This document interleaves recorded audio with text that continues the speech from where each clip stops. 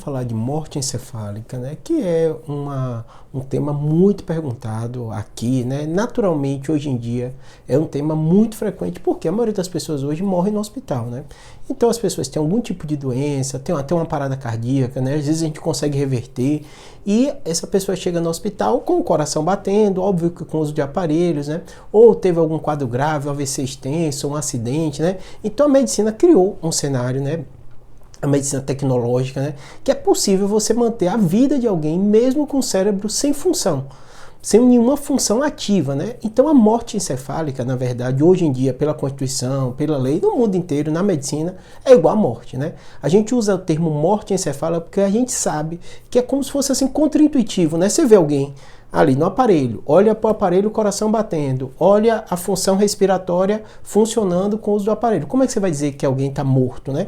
Isso não é tão intuitivo para a gente, mas para a gente que é médico, para a ciência, uma vez que o coração, mesmo ele funcionando, mesmo o pulmão funcionando com a ajuda de aparelhos, se não há função cerebral, isso é igual à morte. Por quê? A lesão no cérebro ela é considerada irreversível nesses casos. Então, só para você entender a lógica por trás disso, né? Porque a gente, morte encefálica é igual à morte, então o médico, teoricamente, se aquele paciente não for doar órgão e tudo, o médico está autorizado a desligar os aparelhos. É claro que vai conversar com a família, tudo isso, mas é sinônimo de morte. Até o horário da morte no atestado de óbito vai ficar na hora que se fechou o protocolo, né? Então vamos lá agora para vocês entenderem os bastidores disso, já que você entendeu que morte encefálica é igual a morte, né?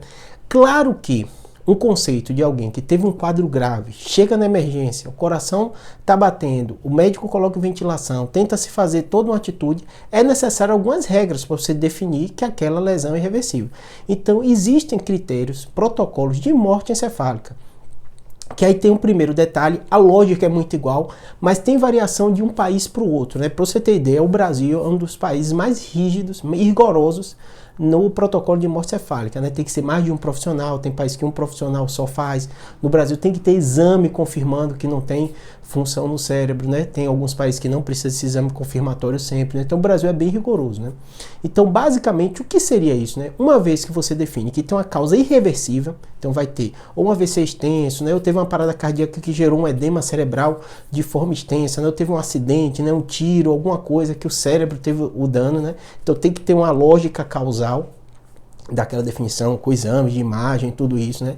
Posteriormente, você vai fazer uma série de testes. Os testes eles vão incluir as funções do tronco cerebral, que é o local que realmente é indispensável para você ter a vida. Então vai ver aqueles reflexos, por isso você vê o médico colocando o reflexo córneo-palpebral, a luzinha também, teste de apneia para ver a parte respiratória do paciente. Então o médico vai passar por uma série de etapas, não só o médico, né, mas 2 médicos aqui no Brasil fazem essa série de etapas, né, para confirmar que não existe nenhuma função. E além disso faz o exame complementar. Então quanto à rigorosidade do teste aqui no Brasil, não há dúvida nenhuma que é um dos mais bem rigorosos, né? Tem até um questionamento por que os outros países fazem de forma mais leve, porque isso é custoso, trabalhoso, perde-se muito tempo para dar o diagnóstico. E aí o que é que eu vou dizer para vocês, né? Por que é importante essa questão do tempo, né? Porque parte desse paciente, o cérebro não está funcionando, então ele morreu, mas os órgãos estão perfeitos. Então, para a questão do transplante de órgão, a morte encefálica normalmente são esses pacientes que são os pacientes doadores. Então, a equipe de transplante não tem nada a ver com a equipe que diagnostica e que dá o critério de morte cefálica, mas uma vez dado, comunicado à família, a família autorizado, aí ele comunica a equipe de transplante, porque os outros órgãos estão em perfeito funcionamento. E a maioria dos casos que a gente vê que é possível doar, não são todos, pacientes de morte cefálica pode doar, não pode ter infecção, tem um monte de critério, né? Câncer ativo, um monte de critérios para exclusão, né? São às vezes pacientes jovens, pacientes pós um acidente, teve um trauma crânioencefálico, que é a principal causa de morte, né? No paciente depois do jovem, né? É o trauma, especial acidente de carro, né? E aí o médico chega e os outros órgãos estão perfeitos, né? Pulmão, coração, rins, né? Então esses pacientes acabam doando. E aí o que é que você tem que entender quando a gente fala de morte? Tem muito vídeo aqui falando, tem um até que eu detalho do ponto de vista técnico, cada parte do exame de protocolo de morte cefálica, se você quiser você vê, mas eu quero fazer esse vídeo para você entender assim a lógica por trás, ou seja, é um cérebro que não funciona, então é igual à morte, né? Segundo, tem um protocolo rigoroso, por isso que demora, né? Às vezes você vê, fulano vai entrar em protocolo, os médicos vão abrir, porque tem que fazer esses testes. Terceiro, o Brasil é um dos países mais rigorosos com isso. Tem curiosidade, bota no Google. Hoje é fácil você encontrar, né? Protocolos de morte cefálica na Europa e tal, vocês vão ver que realmente é um pouco diferente, né? Mais diferente no sentido do Brasil ser mais rigoroso, né? E o quarto, que muito teoria conspiratória, medo, as pessoas têm de dizer assim, não, a equipe de transplante que quer fazer e tal, não tem relação, é independente, né? E são mais de um profissional. Então, realmente é um ambiente que vai ter muito exame, vai ter muita investigação, e a confusão que você tem, que aí acontece que assim, morte encefálica não tem nada a ver com coma. Por que eu estou dizendo que não tem nada a ver? Tem pacientes que estão comatosos, ele tem a função cerebral dele prejudicada, mas ela não está inativa.